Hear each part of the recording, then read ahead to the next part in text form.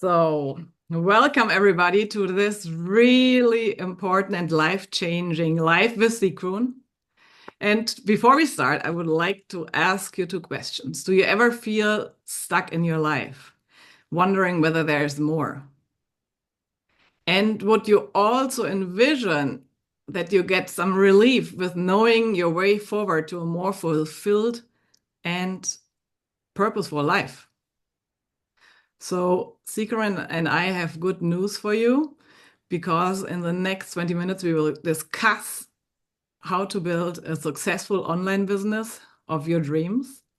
And it is really for everybody in the corporate hamster wheel, but also if you have already an offline business and thinking about the possibility of adding an online part or moving it even online, or you have already an online business and you want to scale it further. And yeah, it's really my honor to have Sigrun here. She is not only my mentor, but she is really one of Europe's most popular and most successful online business mentors. She is running a multiple $1 million business, is an international speaker, a podcaster, a best-selling author, an angel investor. So the list goes on. But most importantly, she is helping women and a few men to start and scale an online business to up to 7 figures and beyond. So it's massive. And yeah, it's really a lot that we can discuss in the next 20 minutes. And um, first of all, really, I want to thank you, Sigrun, being here because it's a very busy week for you. You are just preparing your biggest annual live event, Sigrun Live in Zurich. So that is really nice that you took the time. And also, I really want to take the time to thank you listening or watching the replay because you are taking the time to get inspired, take action, yeah, and build a life that fills your needs and wants. And yeah, our ways, our paths crossed, Sigrun and mine, when I was at a crossroad in my corporate pharmaceutical career. And I was really struggling because I really was fed up. I was selling market leader cancer medications, and I had professionally and also privately sitting people in front of me that just had a very devastating, life-threatening diagnosis, and they regretted that they had never lived up to their dreams or had always postponed the thing they really wanted to do. And I really did not want to proceed like that. And Sigrun knows it. My maid of honor died then in the age of 40 on cancer. And this was the turning point that I had to go a different path. And I wanted to really make a difference early in life of people with my coaching business. And I'm really so thankful to Sigrun because she pushed me. She gave me the strategy and the tools to not take the normal route of individual coaching sessions, but to have an online course, launch and sell it right from the beginning. And it is really wonderful that we are now here to pick Sigrun's brain, to listen to her secret tips and her stories, that because it's also possible for you, and that's what we want to find out more in the next upcoming 20 minutes.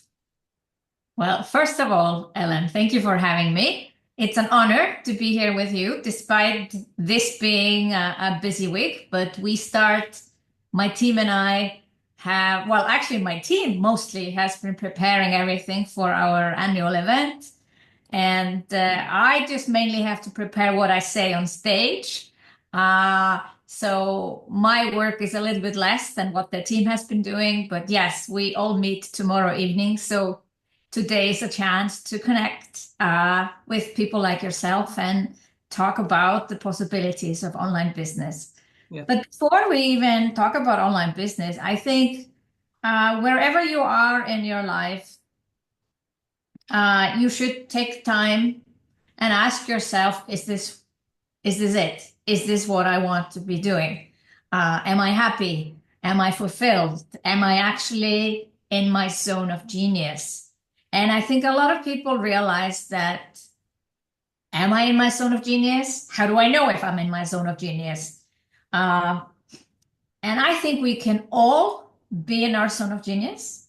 That's my mantra. I think even if you work for someone else, you could be in your zone of genius. It doesn't mean that everyone should be an entrepreneur, but I think it's important to ask yourself this question, especially if you're in your 40s, 50s, it's starting to lean on the second half of your life, and you shouldn't be accepting things as they are. Even if you studied something, even if you made a great career, it doesn't mean that this is what you should be doing. And I think many of us wake up and realize, well, I studied it, I'm good at it, but do I really enjoy it? Are my days in flow? Would I do this if I would not get paid? Would I still be doing this? Like if I was a millionaire, would I still do the things that I'm doing? Like asking yourself some thought-provoking questions, whether you're actually doing the things you love to do.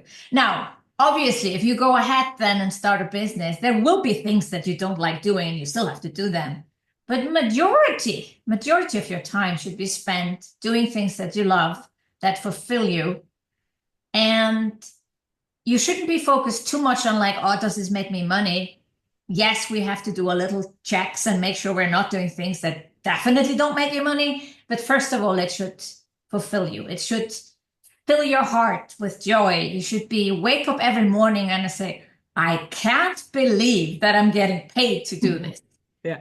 And if you can't answer that question with yes, it's time to take stock and maybe look at doing some changes. And I always find the year end being a good time to ask yourself these questions.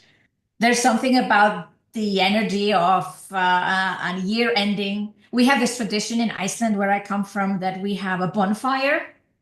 And when I read up on why we do these bonfires, because I had no ideas why we do this bonfire, we are burning away the things. Well, we all burn away actual things, but the idea is to burn away things that no longer serve us. So I like this tradition, and that's on 31st of December. And then there's some magical energy waking up on 1st of January. And I've often posted this on social media. Imagine you have a book full of empty pages, and it has 365 pages, or sometimes 366, depending on the year. And you can start to write a new page today on 1st of January. And what's going to be on that page? Your new life, your new ideas, and obviously your zone of genius. And maybe people cannot answer this question instantly. What is my zone of genius? Simple exercise is just to write down everything that you enjoy doing. And you're going to see that there are things that spark more joy than others, that where you would, if you sit down and you did this thing and you forget time, is it 15 minutes or is it 30 minutes or is it 2 hours? That's what we call the flow. You're in the flow and you forget time and place and maybe even meetings you were supposed to go to. And that's a good sign. Then you're doing what you love. And so this has got nothing to do with entrepreneurship. I think this is the first step. First step for everyone. You should learn in school, yes. Yeah, you should be teaching this in school to kids.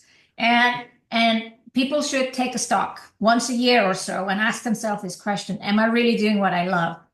If I do this for the rest of my life, this is going to make me happy. What if I look back when I'm 90 or 100 years old? Will I have any regrets? I was 16 years old when I did a course with a dressmaker, and all the women in their 40s and 50s, and I was 16, and they were talking about their dreams. And they were talking about how they had not made their dreams come true. And because it was just not one evening, it was 8 evenings, 8 weeks in a row, something started to work in my head. And I realized I don't want to be like these women. They all had regrets. They all had regrets that they hadn't followed their dreams. And with different types of dreams. Sometimes it's just going after a job. Sometimes it's moving to another country. Sometimes it's just trying a complete new thing. And they had all kinds of excuses. And I call them really excuses. Because for every woman that says she couldn't do it, I can find an example of a woman in exactly the same circumstances that did it. So we shouldn't, we lie to ourselves and tell us why we can't do things. And typical things, time, money, skills. Now, if I want to be a marathon runner tomorrow, I can't do that.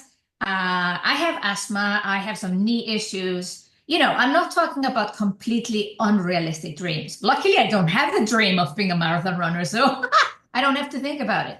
But what if my dream was traveling around the world? Can I do it? Yes.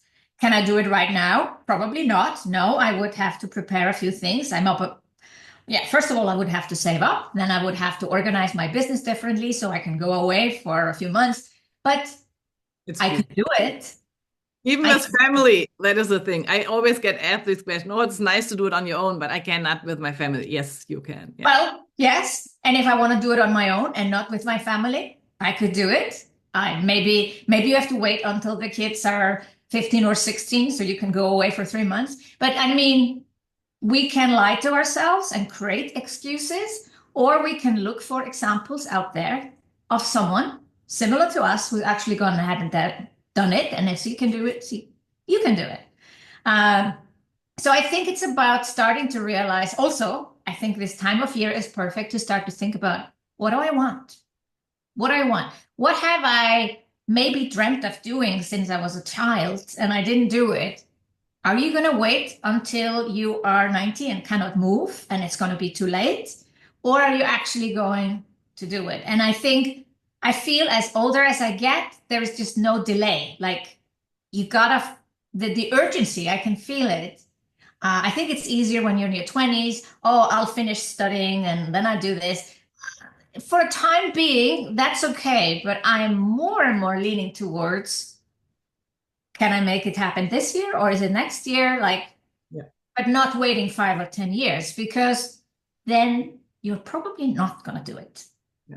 And if you dream of starting your own business, thinking about it also doesn't do anything. You have to do something about it. And maybe the first step is to read a book or attend a free masterclass or whatever, because sometimes we need that kind of like, okay, there are people like me out there that have done it. If they can do it, I can do it. And you have to build up that muscle of dreaming and allowing yourself to dream before you can take a decision like, yes, this is the year. And I don't think we should delay our dreams, And this has led me actually, because I decided 16 years old, always to follow my dreams. Now, this comes with consequences. I have 4 master's degrees. If I had said to myself, well, whatever I study, I have to pursue for the rest of my life, which is pretty much how my parents were born. They were not able to study. So having all their children study was a big motivation for them. So when one of their children says, okay, I've spent 7 years on this, I'm not going to do it. They can't believe. But luckily I had this inner compass or whatever we call it to say, if I realize at some point that whatever dream I'm chasing is no longer my dream, I can accept that I have a new dream. And to me, that's not giving up. So what I did 2 years before I finished my architecture study, I realized I didn't want to become an architect. But because I am conscientious, and I do think it's also important for us as people to finish what we start, I finished. I finished another 2 years. But let's say if I realize in my first year of studying architecture that it was not for me, that's different. Then you switch and don't finish, because I don't think you should waste 5 or 7 years on something that you're not going to do. But if you're already 80% in, then I think it's good for us to finish what we started. And I'm proud that I'm, a certified licensed architect, whatever, even if I'm not working as such. Um, our dreams can change. We go through experiences. It's so funny that you kind of decide. I was 11 when I decided to study architecture, and then you're like, and then you study it, and it was a lot of fun. But then I started to work in the architecture office in the summer as a student, and I'm like, I don't think I like this. The thing is, we should test this a lot sooner if we actually like the thing. And that's the cool thing about something like online business. It's easy to enter. Uh, Sometimes I would say it's almost too easy, but in a good way, I find it easy. You can easily enter it. You can try out things, and within months, if you're on the right path. Don't need to spend 5 years on it and then realize I don't like it. Um, and as entrepreneurs, we can change our minds. Like, oh, I thought I would have fun doing group programs. Oh, I actually don't enjoy it. I'd rather do this. Then you just do that.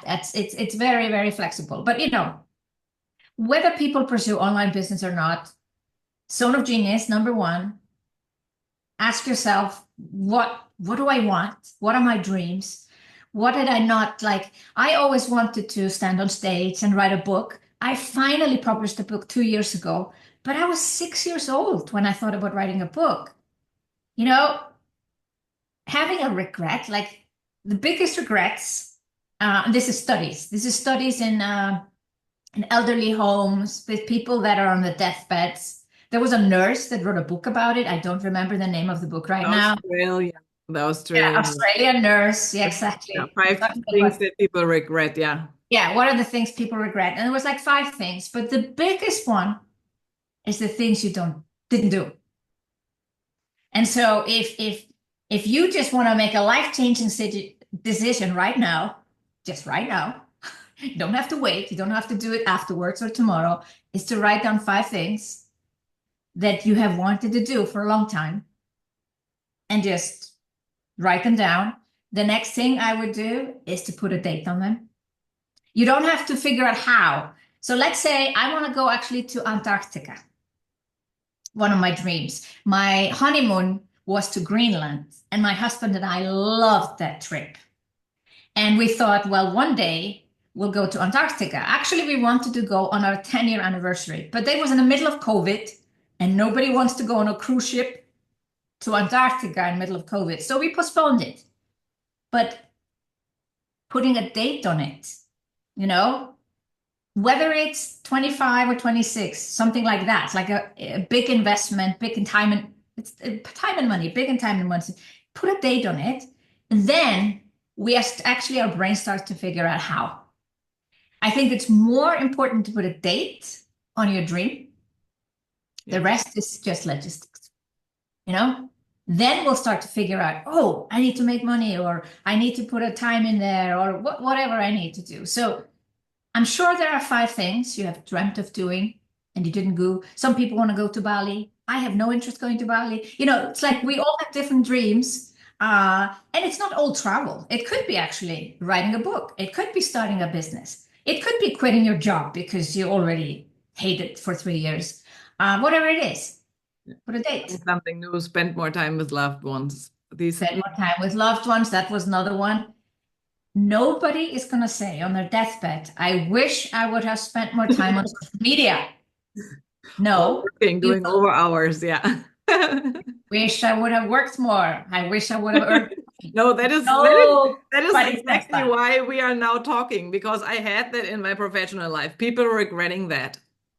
And People, at some point, you don't have the energy and the time left to do it. yeah. And there's always a solution. I totally agree with you. So, yeah. Yeah. Relationships is what fuels us. It's also proven. They have analyzed, this is from another study, another book.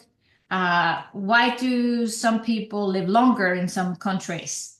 And it's often due to, it's not just food and exercise, it's the relationships that they have. You can literally die of loneliness. And the purpose in this network you're living with. Yeah. The happy Yeah. zones around the world. Yeah. Yeah. Yeah. And there are countries in the world where families are more close knit, and then that's easier. And other they move to another, like in the US, I think they move to another state, and then you just don't see your family maybe twice a year. And in other countries, you see your family every week. There is a difference in like your willingness to live or your like, desire to live when you have close-knit relationships. Um, so that brings me to the next part, which is when I wanted to start my business, I didn't know what I wanted. And I think that's okay. You don't need to know. I knew I wanted an online business because I was like, online business gives me certain flexibility that other businesses don't have. So I knew that. But I first wrote down what is my must-haves and nice-to-haves in my life. And I think anyone can do this. You don't even have to know if you want to start a business or not, or what kind of business, but you can start to decide, what do I want? And I have realized certain things also, even after I started my own business, what I want, for instance, I like to sleep in and wake up naturally. What a luxury is that, to not wake up to alarm.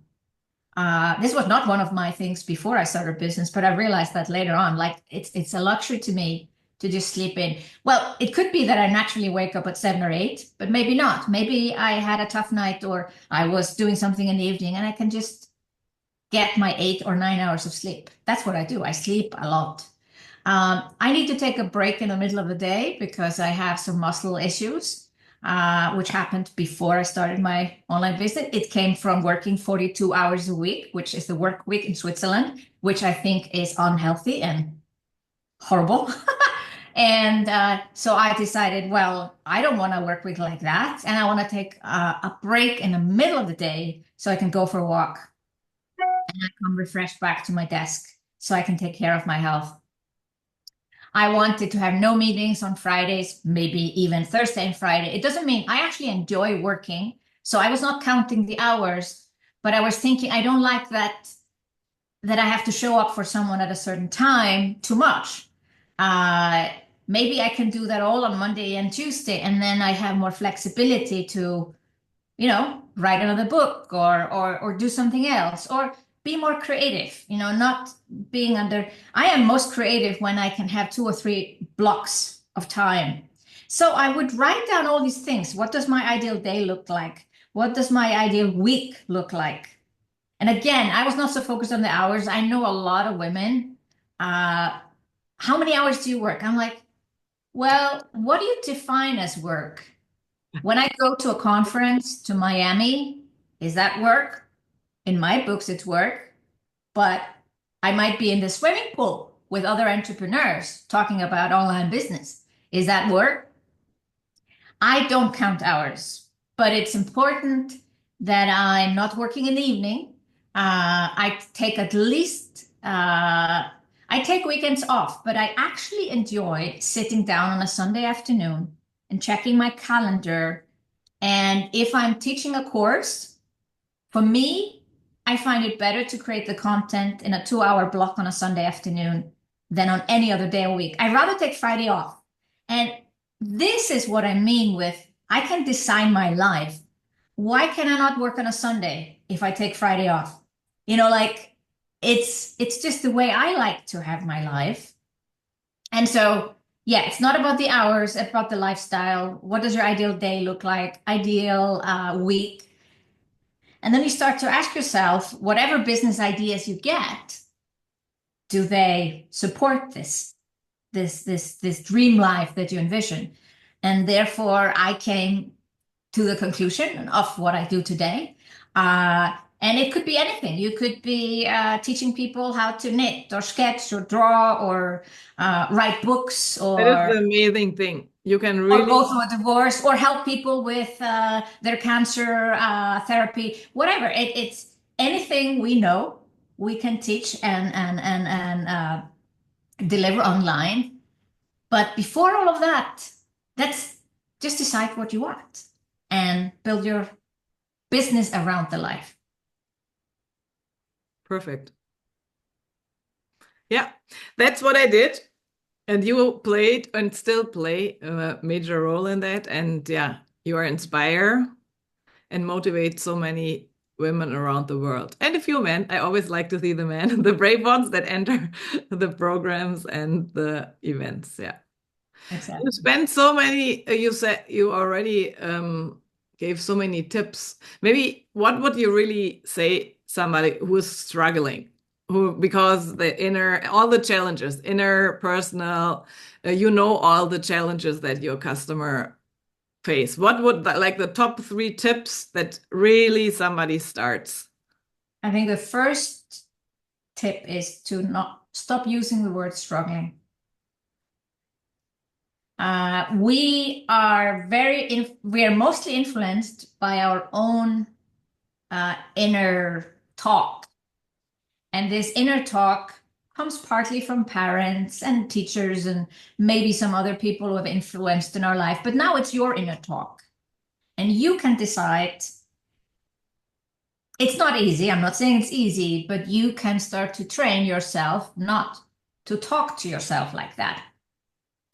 If you constantly say to yourself, I'm struggling, I'm overwhelmed, I'm whatever, these are typically negative words and they leave you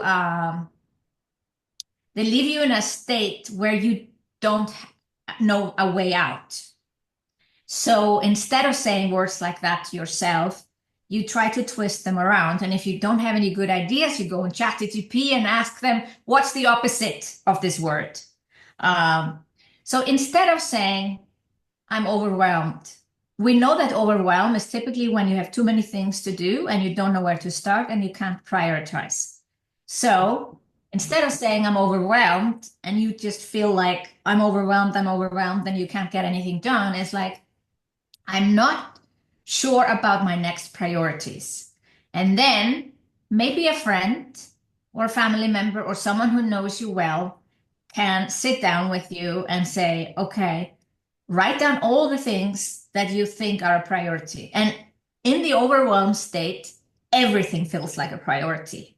And maybe you write down 30 things, and I've been there myself many years ago. This is probably 25 years ago when I went through a breakup and I was in a state of panic, definitely very overwhelmed, and I thought everything was priority.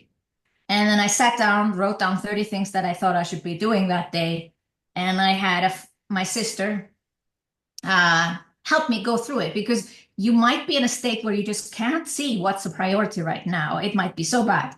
But sometimes we can do this exercise on our own, and we know, okay, if you're running a business, lead generation and sales is typically your highest priority. So maybe sales actually number one. So then that's your answer. Anything else is secondary. But if you really don't know, get someone that knows you to help you and you find out, okay, this you need to do today, but the rest can wait till tomorrow. Find the opposite word and not use negative words. So we all can come into a state of overwhelmed. There's too much to do. But if we really look at it, we can always skip something. I stopped my podcast 3 years ago. It's still on a break. Still have amazing amount of listeners, which is fantastic. The episodes are pretty classic. But I was in a state where I had to take care of my parents. They were sick. I realized if I didn't want to completely lose my mind and be overwhelmed, take everything off my plate that is not urgent. You always need to take care of your clients. So I make sure that was sorted. And the next thing, make sure there are sales. But maybe content creation, even though that is important, was just not top of the list. And that's how you need to deal with it. You take things away that I don't need to urgently do and focus on what is really important. Super. Yeah. Thank you very much for all the insights, the tips. I think Thank now you is the for having me. perfect time with this weather, fall approaching, everything going, to Yeah. really sit down and take a look and plan for the future. Yes, exactly. Thank you And for having me, Ellen. Bye I'm bye. happy to see you in Zurich this weekend. Bye Bye. bye.